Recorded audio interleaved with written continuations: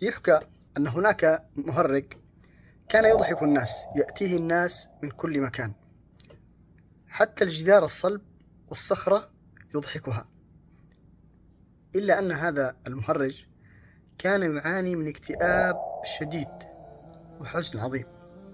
قصد كثير من الأطباء لكنه لم يجد لنفسه علاجا.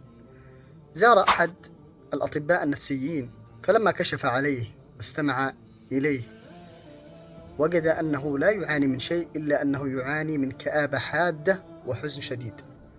فنصحه هذا الطبيب وقال له: يحكى أن هناك مهرج في المدينة لا يفشل في إضحاك أحد، فاذهب إليه فلعلك تجد علاجك عنده.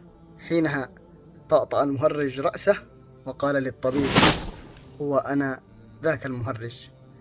هذا المهرج مثله مثل الكثير من المشهورين وأصحاب المحتوى في السوشيال ميديا، يظهرون لنا جانب واحد من حياتهم، وهو جانب الأسفار والموائد والضحكات والفرح والسرور، ونحن نرى هذا الجانب الواحد من حياتهم فنقارن حياتنا بهم، فيأتينا من الحزن والكآبة ما الله به عليم، ونبدأ نقارن واقعنا بواقعهم وحياتنا بحياتهم، فندرك أننا لا نعيش شيء ولا نملك من النعم شيء، ولكن بالمقابل هناك آلام وهموم وأحزان ومشاكل ربما تفوق الأحزان والمشاكل والهموم التي نعيشها نحن والتي تحيط بواقعنا. فلا تنخدع بالشكليات والمظاهر وتبدأ تزدرئ من نفسك وتقارن نفسك بهم، ثم تجلد ذاتك وتنكر نعمة الله عليك.